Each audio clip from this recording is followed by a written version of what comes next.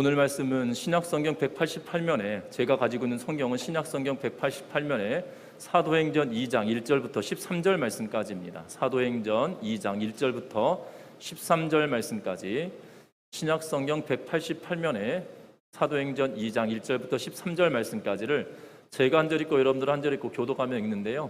앞에 자막이 준비되어 있으니까 참고하시면서 같이 교독하는 시간 되시기 바랍니다. 오순절날이 이미 이름에 그들이 다 같이 한 곳에 모였더니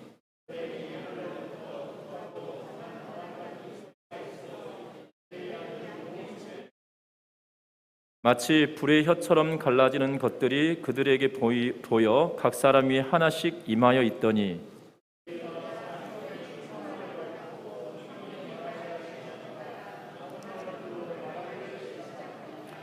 그때 경건한 유대인들이 천하 각국으로부터 와서 예루살렘에 머물러 있더니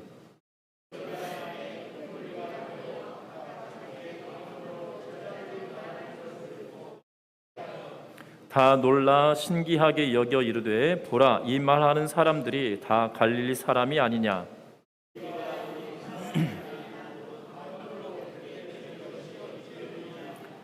우리는 바데인과 메데인과 엘람인과 또 메소포타미아, 유대와 갑바두기아, 본도와 아시아,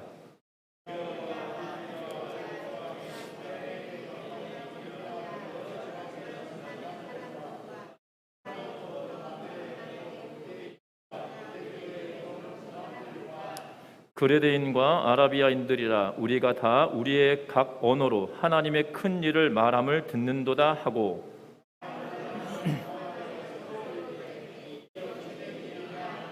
함께 읽습니다. 또 어떤 이들은 조롱하여 이르되 그들이 새 술에 취하였다 하더라. 아멘. 우리 서로 인사 나누고 말씀 나누겠습니다. 사랑하고 축복합니다.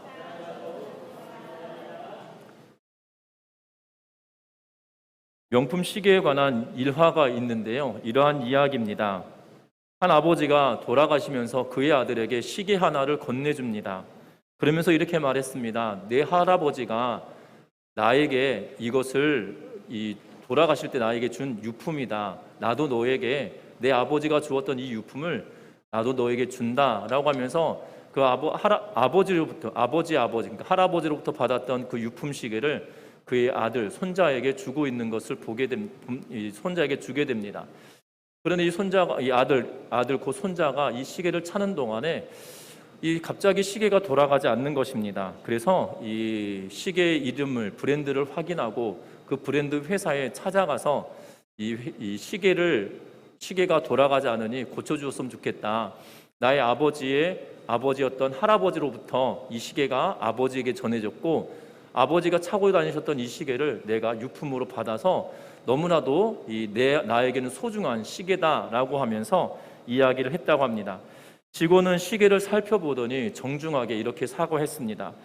현재 부품 하나가 마모되어서 시계가 고장난 것이 참으로 죄송합니다 라고 이렇게 이야기를 하던 거예요. 그러면서 이 부품을 찾아서 이 시계에 끼운다라면 이 시계는 다시 돌아가게 될 겁니다 라고 하면서 이 시계를 가지고 갔던 이 사람과 이 직원이 AS 센터에 있는 창고로 같이 들어가게 됩니다. 빼곡한 부품 상자들 사이로 직원은 고장난 시계의 시리얼 넘버와 그리고 모델명을 찾아서 그 시계의 부품을 찾아 들어가는데 한참 찾다 보니 한 구석에 이 시계의 시리얼 넘버와 그리고 이 브랜드명이 있는 상자를 하나 발견되었다는 거예요. 그리고 그 상자를 꺼내어서 상자를 열었는데 그 안에 이러한 메시지가 있었다고 합니다. 이 시계를 만든 제작자 누구누구는 이 시계가 150년 뒤에는 이 부품이 마모되어 망가질 것이기에 여기 부품을 미리 준비해 놓습니다 라고 하며 이런 메시지가 쓰여져 있었다는 겁니다. 그리고 그 꺼낸 부품을 가지고 시계에 갈았더니 이 시계가 마치 언제 고장이 났었냐는 듯이 다시 돌아가기 시작했다라고 말합니다. 그리고 그 직원은 다시 이 시계를 맡겼던 이에게 뭐라고 이야기하냐면 추후 150년 뒤에 또 이 부품이 마모되어 고장날 가능성이 있기에 우리가 다시 그 부품을 준비해 두도록 하겠습니다. 150년 뒤에 혹여나 시계가 돌아가지 않는다라면 가지고 오십시오. 우리가 AS 해드리겠습니다. 그리고 비용은 무료입니다. 라고 이렇게 이야기했다고 합니다. 명품 시계라고 불려지는 명품 시계가 불려지는 회사에서 만든 이야기인지 아니면 실제 이야기인지 알 수는 없으나 제가 여기서 그 브랜드를 말할 수는 없어서 분명한 것은 아마 이 브랜드 회사가 가지고 있는 이 일화이든 실제적인 사건이든 아니면 만들어낸 이야기든 회사 홍보하기 위하여 만들어진 이야기든지 간에 이 이야기 속에 흐르고 있는 하나의 이 이야기가 있는 거죠. 하나의 그 정신이 있는 거죠. 이 명품 시계를 만들어내는데 그 명품이 100년, 200년, 300년이 지나더라도 이 시계는 돌아가도록 하겠다라고 하는 그 장인 정신이 이 가운데 있다는 겁니다. 그리고 시계를 만들 때 미리 예상하고 150년이 지나고 나면 이 비품이 마모되어서 돌아가지 않을 텐데 150년 뒤에라도 이 부품을 갈아 끼우면 돌아갈 수 있게 하겠다라는 그러한 명확한 이 장인 정신이 이 시계를 명품으로 만든 것이 아닌가라는 생각이 듭니다. 뒷이어서 그 직원이 했던 말처럼 150년 뒤에 또 이 부품이 마모되면 가지고 오십시오. 우리가 고쳐드리겠습니다. 그리고 AS 비용은 무료입니다. 라고 하는 이 말이 이 명품 시계를 대변하고 있는 그러한 이야기가 아닌가라는 생각이 들어집니다. 교회도 마찬가지입니다. 교회를 교회가 되게 하는 것은 무엇일까요?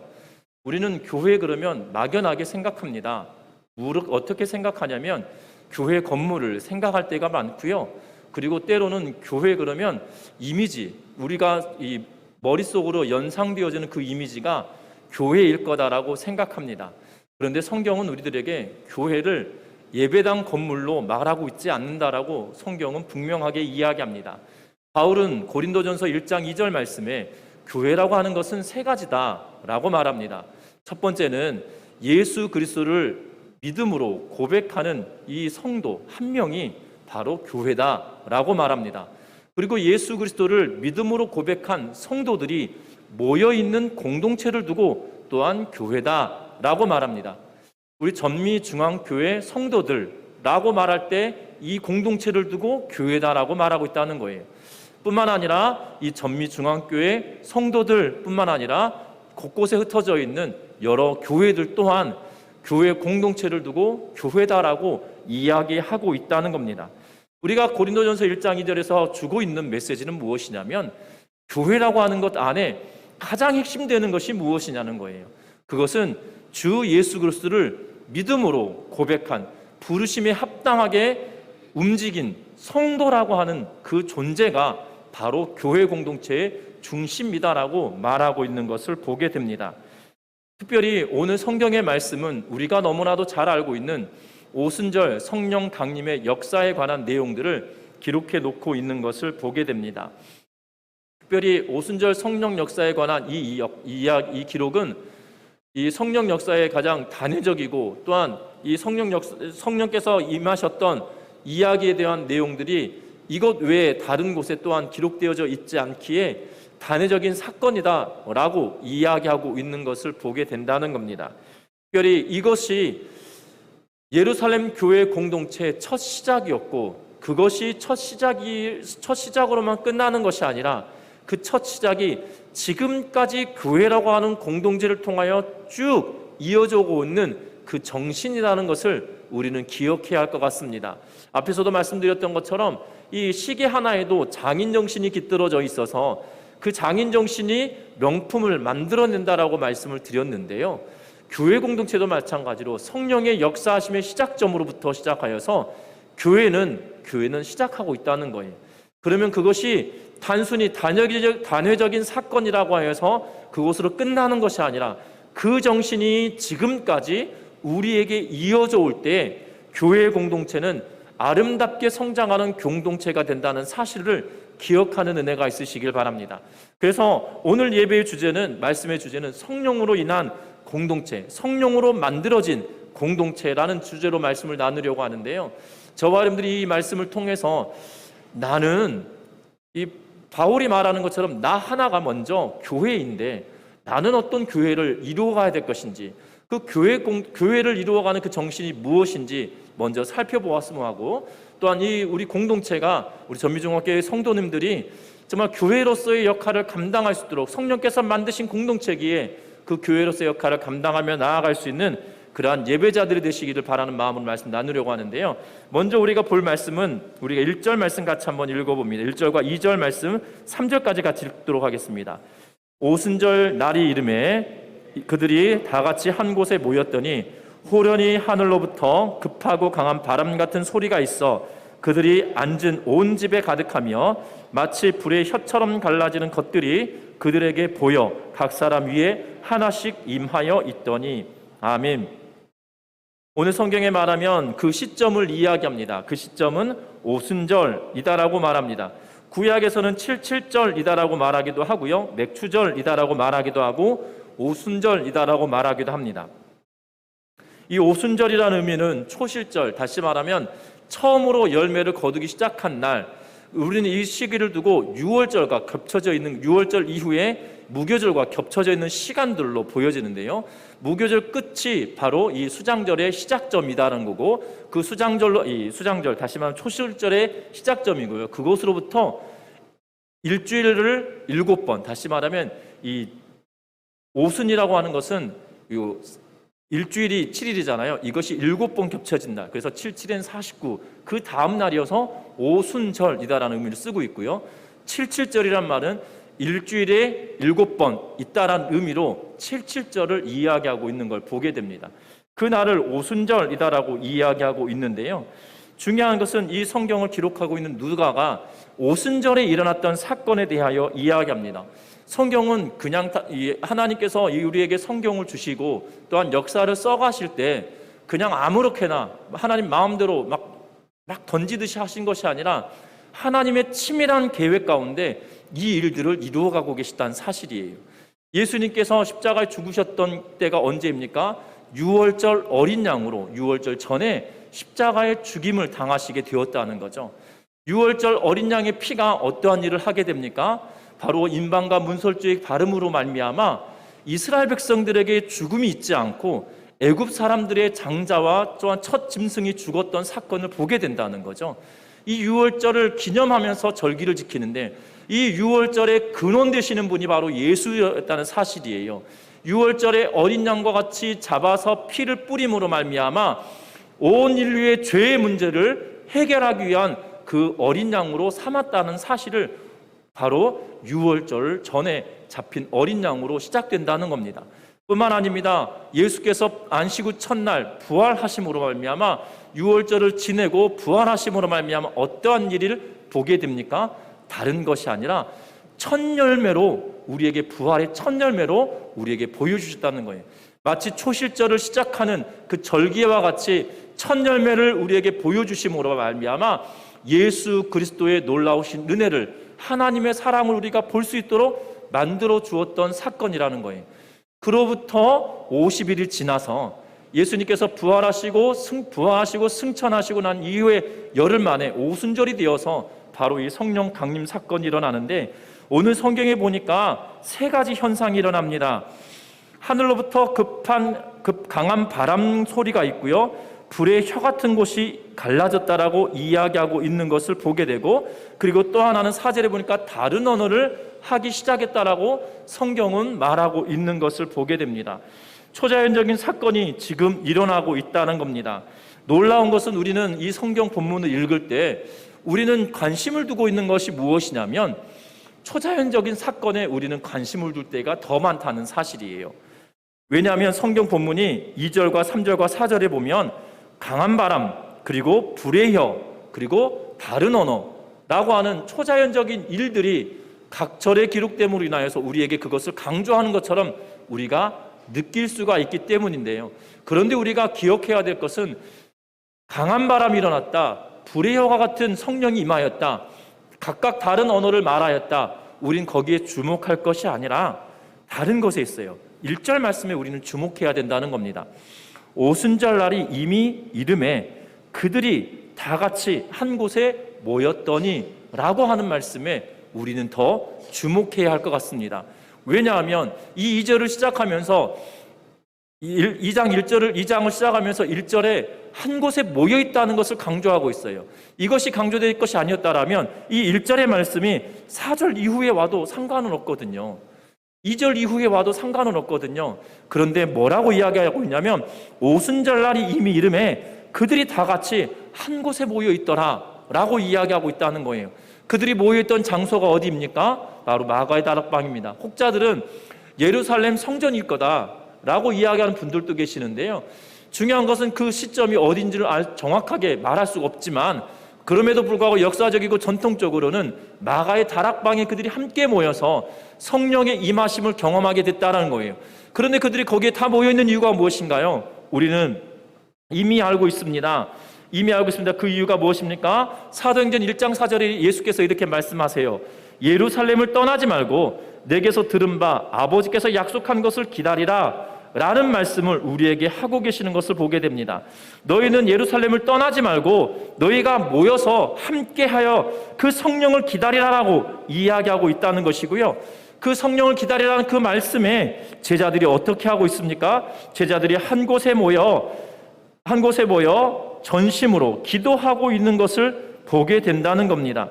그래서 성경은 말합니다. 12절부터 시작하여서 이 제자들이 감람원이라는 산으로부터 예루살렘에 돌아왔다라고 이야기하고요. 그리고 13절에 보면 그들이 유하는 다락방으로 올라갔다라고 하면서 여러 사람을 이야기하면서 14절 끝에 오로지 기도에 힘쓰더라라고 말하고 있어요. 다시 말하면 예수님께서 승천하시면서 너희는 예루살렘 떠나지 말고 성령을 기다려라, 성령으로 세례를 받으라 라는 말씀을 해주셨다는 거예요. 그리고 나서 그들이 했던 일들은 뭡니까? 마가의 다락방에 모여서 그리고 그곳에서 전심으로 오로지 기도에 힘썼다라는 그 이유 때문에 기도하고 있었다라고 말하고요. 그리고 기도했던 것이 지금 2장 1절까지 이어지고 있다는 거예요. 뭡니까? 오순절날이 이미 이름에 그들이 다 같이 한 곳에 모였더니 라고 하면서 그들이 모였던 이유가 기도에 힘쓴 이유고 떠나지 말라고 하는 예수님의 말씀에 순종하는 일이 그들에게 선행되어지고 전제가 되어졌다는 사실입니다. 여러분들 우리 기억해야 됩니다. 우리가 기억할 것은 다른 것이 아니에요. 교회 공동체의 첫 번째 전제 조건은 교회 공동체가 이루어지는 첫 번째 이 바탕이 되어지는 것은 다른 것이 아니라 말씀 앞에 순종하는 일이 우리에게 있어야 된다는 거예요. 우리가 말씀 앞에 순종하지 않으면 교회 공동체가 아니라는 겁니다. 저와 여러분들은 왜 예수 그리스도를 믿으십니까? 예수 그리스도를 믿으면 여러분들이 부하여지기 때문에 부자가 되기 때문에 예수를 믿으시나요? 예수를 믿으면 내가 건강해지기 때문에 예수를 믿으시나요? 아니라는 거예요. 예수 믿고 건강해지면 죽을 사람이 없을 텐데 예수 믿었던 제자들이 다 죽었다는 거예요. 그리고 1세기에 살았던 그리스도인들도 다 죽었다는 거예요. 한국교회 초대교회 성도들도 다 죽었다는 거예요. 지금까지 예수 믿었지만 지금까지 1000년이건 2000년이건 살아남아있는 사람은 있지 않아요. 여러분들 기억할 것은 예수 믿고 내가 건강하고 복받길 바란다는 마음으로 신앙생활하고 있다면 신앙생활에 30점짜리일 수 있어요. 여러분들 기억할 것은 예수 믿는 그리스도인들의 가장 전제되어야 되는 것은 하나님의 말씀, 예수 그리스도의 말씀에 순종하는 일이 우리에게 전제가 되어져야 된다는 사실을 기억하는 은혜가 있기를 주의 이름으로 부탁합니다. 여러분들 성경 잘 보면 2장 1절에 그들이 한 곳에 모여 있었고 그들이 모여서 있었던 이유는 기도하기 위하여 모여 있었던 거고 기도하기 위하여 모였던 이유는 바로 예수께서 예루살렘을 떠나지 말고 너희가 성령을 기다리라, 약속하신 것을 기다리라고 하는 그 명령과 말씀에 순종하는 일 때문에 그들이 있었다는 거예요. 순종하는 일들이 그들의 가운데 있으니 어떤 일이 벌어지는 거예요? 바로 2절부터 시작하여서 급하고 강한 바람 같은 소리가 그들에게 임하고요. 불의 혀가 같은 성령의 임함이 그들에게 임하고요. 그리고 그들이 성령의 임함으로 말미암아 다른 언어로 말하는 사건이 그들에게 이루어지고 있는 것을 보게 되어진다는 사실입니다. 여러분들 기억하셨으면 합니다. 예수 믿음으로 말미암아 우리가 기적을 체험하기를 원하십니까? 그렇다면 말씀 앞에 순종하는 은혜가 있으시기를 주의 이름으로 축원합니다. 순종이 있지 아니하면 아무것도 되어지지 않는다는 거예요. 어찌 보면 순종 없이 기적을 경험한다라면 그 기적은 우리에게 죄악의 길로 갈 수 있는 근거를 줄 수도 있다는 사실을 기억하셨으면 좋겠습니다. 여러분들 기억하시기 바랍니다. 하나님의 능력은 체험이나 또한 기적에 있는 것이 아니고요. 하나님의 능력은 말씀에 있습니다. 그러하기 그 말씀 앞에 순종하는 우리 전미중학교의 모든 성도님들 되시기를 주의 이름으로 부탁드립니다. 4절 말씀 같이 읽어봅니다. 4절의 말씀입니다. 그들이 다 성령의 충만함을 받고 성령이 말하게 하심을 따라 다른 언어들로 말하기 시작하니라. 아멘. 오늘 성경의 말씀에 보면 성령을 받게 되어집니다. 그리고 오늘 성경에 보면 이 성령은 우리에게 주어질 때 이 누가복음을 통해서 우리에게 이야기하는 성령에 관한 용어들은 성경의 이 사도행전에만 여러 가지 부분에서 이야기하고 있는 걸 보게 됩니다. 우리가 보고 있는 사도행전 2장에 보면 33절에도 38절에도 8장 15절, 17절, 19절, 10장 47절, 19장 2절에 걸쳐서는 뭐라고 성령에 대하여 말하고 있냐면 성령을 받다라고 하는 동사로 사용하고 있어요. 이 사도행전만 하더라도 이 성령 뒤에 따라오는 동사가 9가지로 우리에게 말하는데 성령을 받다, 성령을 주다, 성령을 부어주다, 성령으로 세례를 받다. 이 성령으로 세례를 받다는 1장 5절과 11장 16절 딱 두 군데만 그렇게 이야기하고 있고요. 또한 성령이 내려오다, 성령이 오다, 성령이 임하다, 성령이 채워지다, 성령으로 채워지다 라고 하면서 각기 다른 9가지의 동사, 여기 뒤에서는 채워지다를 2번 반복했는데요. 이 원문 자체는 2가지인데 번역은 채워지다로 동일하게 다 번역하고 있어서 채워지다라는 말씀으로 이 번역을 해서 말씀드렸는데요. 9가지의 헬라어 원문은 9가지의 다른 언어로 이야기하고 있다는 거예요. 그런데 이 9가지 언어들의 공통적인 특징이 뭐냐면 공통적인 특징이 뭐냐면 종말론적인 선물로 우리에게 주셨다는 거예요. 여기서 종말론적이라고 그러면 마지막 때 예수님께서 다시 오실 그날이라고 생각하실 수 있는데요. 그것이 아니라 그때 요엘이 말하였던 그때를 말하고 있어요. 이 종말은 그냥 끝이 아니라 예수님께서 처음 오심부터 시작해서 지금까지 쭉 종말의 과정을 가고 있는 거예요. 예수님께서 땅에 오셨기에 하나님 나라가 임하였어요. 그러나 아직 임하지 않은 그 상태에 있기 때문에 지금 현재를 두고 종말론적인 상태라고 말하고 있거든요. 그런데 이 종말론적인 상태의 선물로 우리에게 주시는 것이다라는 사실을 우리에게 보여주고 있어요. 그러면서 뭐라고 이야기하냐면 종말론적인 선물로 주신 성령이기에 그리스도인의 삶을 살도록 만들어주는 동력이 된다라고 또한 이야기하는 의미로 성령을 주다, 성령을 받다, 성령을 허락하시다, 부어주시다, 임하다, 오다, 채워지다라는 의미로 말하고 있다는 거죠. 더불어 뭐라고 이야기하냐면 이 성령의 충만함을 주신 이유가 말씀을 선포하기 위하여 주심이다라는 것을 이 누가복음을 통해서 우리에게 주는 용어들인 거예요. 자, 이 3가지 여러분들이 말씀을 드렸어요. 이 누가복음을 통해서 성령을 주시다, 성령을 받다, 성령에 관한 성령의 충만하다라는 의미들의 쭉 이야기를 가면 3가지 특징이 있다고 말씀드렸는데 하나는 종말론적인 선물로 주시는 은혜라는 것이었고요. 그 선물을 주신 이유가 그리스도인의 삶을 살도록 하시기 위한 것이었고 그리스도인의 삶을 사는 건데 그 성점에 말씀을 증거하기 위하여 허락하셨다는 거예요. 여러분들 그런데 잘 보셔야 될 거 우리가 4절을 읽었는데요. 그 4절에 우리가 주목하는 것은 다른 언어로 말하였다라는 것에 우리는 맨날 주목합니다. 그래서 그 뒤에 나오는 것이 각기 방언을 듣고 라는 것을 통하여서 우리는 방언을 해야만 한다라는 오해를 할 수 있어요. 그런데 성경은 이 다른 언어를 말한다라는 것에 주목하지 않아요. 누가는 거기에 주목하고 있지 않다라는 사실입니다. 거기에 주목했다라면 그 언어로 말했다는 것에 그냥 끝났을 거예요. 그런데 뭐라고 이야기합니까? 뭐라고 이야기하냐면 11절에 보면 우리 11절 같이 한번 읽어봅니다. 그레인과 아라비아인들이라 우리가 다 우리의 각 언어로 하나님의 큰 일을 말함을 듣는도다 하고 라고 기록합니다. 9절부터 시작하여서 11절 서두까지 어디에서 왔는지에 대한 이야기를 합니다. 바데인, 메데인, 엘라민, 메소포타미아, 유대, 갑바도기아, 본도, 아시아, 부르기아, 밤빌리아, 애굽, 구레네, 리비아, 로마, 그리고 그레데, 아라비아인들이라고 이야기해 놓고 있어요. 그러면서 뭐라고 하냐면 우리가 다 각각 곳곳에서 흩어져서 왔는데 우리에게 들려지는 것은 지금 뭐라는 거예요? 하나님의 큰 일을 각 언어로 말하는도다 라는 것에 누가는 초점을 맞추고 있다는 거예요. 여러분들 기억하셔야 됩니다. 각 언어로 하고 있는 내용이 뭐냐는 거예요. 그것은 다른 것이 아니에요. 하나님의 큰 일을 우리가 듣는다라는 말씀에 우린 주목해야 된다는 거예요. 특별히 우리 전미중학교 성도 여러분들, 여기서 누가가 강조하는 것은 성령이 임함으로 각기 방언을 말하였다, 성령이 임함으로 방언을 받아야 된다라고 말하는 것에 중점을 두고 있는 것이 아니고요, 너희가 성령을 받았으면 너희의 언어로 하나님의 큰 일을 너희가 전해야 된다, 이 전함에 대한 것에 대하여 더 중대하게 중점을 두고 있다는 사실입니다. 여러분들 기억해야 합니다.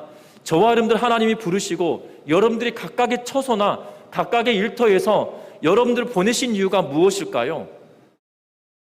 방언을 하라고 부르신 것이 아니에요. 여러분들 각각의 일터로 여러분들 보내신 이유는 여러분들의 언어로, 그 현장에서 그들의 언어로 복음을 전할 수 있도록 여러분들을 보냈다는 사실이에요.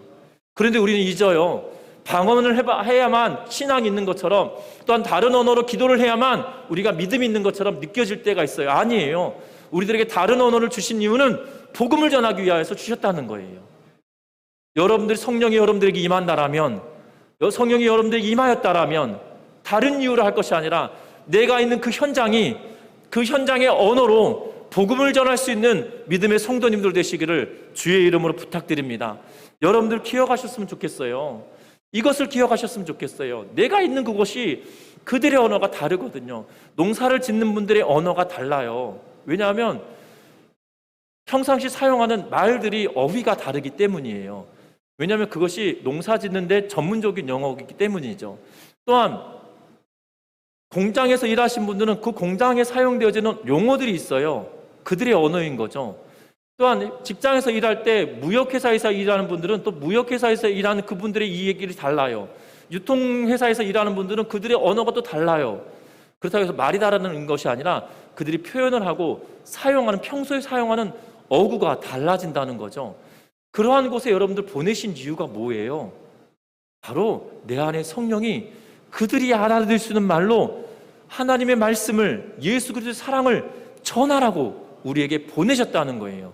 성령을 나에게 주셨다는 거예요. 그것이 다른 언어라는 거예요. 현대를 살아갈 때 마치 영어를 해야 되고 프랑스어를 해야 되고, 그래서 각 사람의 나라를 통하여서 복음을 전해야 된다. 그것은 선교사님들이 하실 일이고요, 저와 여러분들이 해야 될 일은 바로 내가 나를 보내신 그 하나님의 말씀에 따라 나의 언어로, 또한 내 현장의 언어로 복음을 전하는 은혜가 충만하여 주시기를 주의 이름으로 부탁드립니다. 그렇지 않겠습니까? 그렇지 않을까요? 제가 알고 있는 한 성도님은 이 토목에 관한 일을 하시는 분이십니다. 이 터널을 뚫을 때 그 설계를 하고 그 터널을 만드는 그 일을 하시는 분이시고, 그러니까 터널에 이 뭐라고 그러죠? 터널에 그 터널을 만드는 일에 그 최적화되어 있는 분이라는 생각이 드는데요. 근데 터널 엄청 많이 뚫었던 분입니다. 하여튼 그분이 뭐라고 이야기하시냐면, 목사님, 제가 일 때문에 어쩔 수 없이 술을 마실 때가 있는데요, 그래도 이 술을 마실 때가 있는데 그럼에도 불구하고 그 자리에서 예수님 전합니다 라고 이야기를 하세요. 뭐라고, 어떻게 전하세요? 그러더니, 아니 그 친구들을 이렇게 이 터널을 뚫으면서 일할 때 그 친구들한테 그 터널을 뚫을 때 뭐 용어들 이런 거 있잖아요. 그런 거 가지고 너 이때 이렇게 안 하면 안 되는 것처럼 인생도 마찬가지야. 예수님을 믿지 않으면 너 인생 꼬이는 거야. 이렇게 전도한다는 거예요. 그래서 그 말이 맞더라고요. 그분들에게 입장에서 그렇지 않겠습니까? 이 터널을 뚫을 때 반드시 필요로 하는 그것이 있는데 그것이 예수 그리스도라는 거죠. 그렇게 비유적으로 이야기한다면서, 예, 그 자리에서 술만 좀 없으면 좋겠네요, 이렇게 웃으면서 이야기를 했던 기억이 나는데요, 여러분들을 성령이 여러분들에게 임하고 하나님의 영이 여러분들에게 임하였을 때 여러분들을 그곳에 보내신 이유는 바로 예수 그리스도를 전하기 위해서 보내셨다는 거예요. 그들의 언어로 예수 그리스도를 이해할 수 있도록 여러분들을 만들어 보내셨다는 거예요. 그러하게 전미중학교 성도 여러분들, 성령이 우리 안에 계시기에 그 언어를 가지고 복음을 전하는 은혜가 있으시기를 주의 이름으로 부탁드립니다. 예수 그리스도를 전함이 없다라면 우리는 교회 공동체의 의미가 없다는 거예요. 또 하나, 오늘 성경의 말씀에 보면 이 많은 이야기를 듣고 13절 말씀 같이 한번 읽어봅니다. 13절의 말씀입니다. 또 어떤 이들은 조롱하여 이르되 그들이 세술에 취하였다 하더라. 아멘. 오늘 이 말씀은 그들을 조롱하는 말입니다. 조롱하면서 뭐라고 이야기합니까? 그들이 세술에 취하였다라고 말하고 있는 것을 보게 되어집니다. 여러분들, 오늘 성경의 본문은 창세기 11장에 바벨탑 사건으로 언어가 흩어졌음을 창세기 11장에 이야기하고 있어요.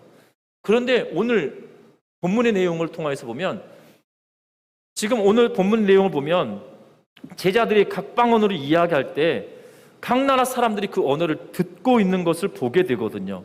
그런데 이 성경학자들이 이거 본문을 해석하면서 이 의견이 분분해요. 120명이나 되는 사람들이 있었기 때문에 그들이 각자 한 명 한 명이 각 나라의 말을 하면 120개의 언어로 이야기했을 거다라고 이야기를 합니다. 또 어떤 학자들이 이렇게 말합니다.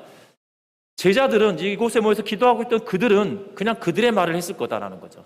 아람어나 또는 이 헬라어나 당시 유대 땅에 통용되어졌던 언어로 그들이 이야기했을 텐데, 들려지는 이들로 하여금 하나님께서 역사하셔서 그들의 언어로 들리게 했을 거다라고 하는 이 두 가지 의견이 충돌을 하고 있어요. 근데 그것을 충돌하는 게 그것이 중요한 건 아니죠. 뭐가 중요합니까? 그들이 들었다는 거예요. 하나님은 놀라운 일을 행하시는데 그 사건으로 말미암아 뭐라고 이야기하냐면 그들이 세술에 취하였다라는 의미로 말하고 있다는 거예요. 여기서 비방하는 이들이 뭘까요? 왜 비방하고 있을까요? 어떤 이들은 서로 조롱하면서 말합니다. 지금 하나님의 큰 일이 있다라고 어떤 사람들은 놀라면서 그 이야기를 받아들이고 있고, 어떤 사람들은 받아들이지 못하면서 그들이 세술에 취하였다라고 이야기하고 있는 거거든요. 그렇지 않겠습니까? 저는 폄하하거나 그런 것이 아니고요. 다른 나라의 언어가 억양이 센 분들 있잖아요. 그분들이 막 싸우는 줄 알았어요. 근데 싸우는 게 아니라 그분들이 워낙에 이 성조가 있고 이러하기 때문에 말을 할 때 이 높낮이가 있어서 이렇게 그런 건데, 처음에 받아들일 때는 저분들 싸운 건가? 화가 났나? 뭐 이런 생각이 들 때가 있더라고요. 그건 우리 생각이죠. 근데 중요한 것은 마치 우리가 말하는 예수 그리스도를 전할 때 언어가 다르니 그들이 느낄 때는 저 사람 세술에 취해서 술주정하는구나라고 느껴질 수도 있을 거라는 생각이 들어집니다. 그런데 여러분들, 저와 여러분들 기억해야 할 것은 이 말을 듣는 그들이 그렇게 평가리만큼 열정적으로 하나님의 일에 대하여 말하고 전하고 있는 그러한 모습을 보게 된다는 겁니다. 저와 여러분들 세상과 소통하는 길이 저와 여러분들 통하여서 이루어진 은혜가 있었으면 좋겠는데, 예수 그리스도의 이름이, 예수 그리스도의 사랑이 여러분들을 통하여서 여러분들의 언어로 세상과 소통되어지는 은혜를 경험했으면 좋겠는데, 다른 것이 아니라 열정적으로 소통하고 열정적으로 복음을 전함으로 말미암아 저들이 세술에 취하였다라고 이야기할 만큼 열정적으로 복음을 전하며 살아내는 우리 모두가 되시기를 주의 이름으로 부탁드립니다. 우리들에게 이러한 것들이 필요합니다. 이것이 첫 번째 교회였던 예루살렘 교회의 시작점이었다는 거예요. 말씀을 맺으려고 합니다. 교회는 세상이 알아듣는 소리로 말하지만 세상은 이해할 수 없는 말로 받아들일 때가 더 많습니다. 그러하기에 저와 여러분들이 성령이 우리 안에 임하기를 간절히 바란다라면 말씀 앞에 철저히 순종하는 은혜가 날마다 이루어지기를 주의 이름으로 부탁합니다. 뿐만 아니라 내가 속하여 있는 곳이 복음이 증거되어지는 통로가 될 수 있도록 그들의 언어로 복음을 전하며 살아가는 전도자의 역할을 감당하며 살아가는 우리 전미중학교 성도님들 되시길 바라며, 세술에 취하였구나라고 말할 정도로 열정적으로 복음을 증거하며 살아내는 우리 모두가 됨으로 인하여 정말 하늘의 기쁨과 또한 소망이 우리에게 충만하여지시기를 주의 이름으로 부탁합니다. 그래서 우리의 삶이 여러분들 보시면 사도행전 2장의 역사로 말미암아 제자들이 어려워졌을까요? 행복해졌을까요? 환경은 어려워졌어요. 그런데 제자들은 행복해요. 죽음을 맞닥뜨리고 있어도 그들은 행복한 것처럼 보여집니다. 역사적인 순간순간을 봐도 그러거든요. 희한하지 않습니까? 그게 가능한 일일까요? 그것은 바로 성령이 우리 안에 계시고 하나님의 영이 우리 안에 계셔서 그 하나님의 영 앞에 우리가 순종의 삶을 살아갈 때 우리에게 주시는 것은 기쁨이요, 감사요, 또한 우리에게 주시는 것은 한량없는 은혜라는 것을 기억하면서 그 은혜를 누리면서 한 주간 살아내므로 다음 주에 만날 때는 정말 하나님의 은혜가 내 삶 가운데 충만하였다, 기쁨이 충만하였다, 감사가 넘치는 한 주간이었다라고 서로 고백하며 모일 수 있는 은혜가 있으시기를 주의 이름으로 축원합니다. 우리 찬양하시겠습니다.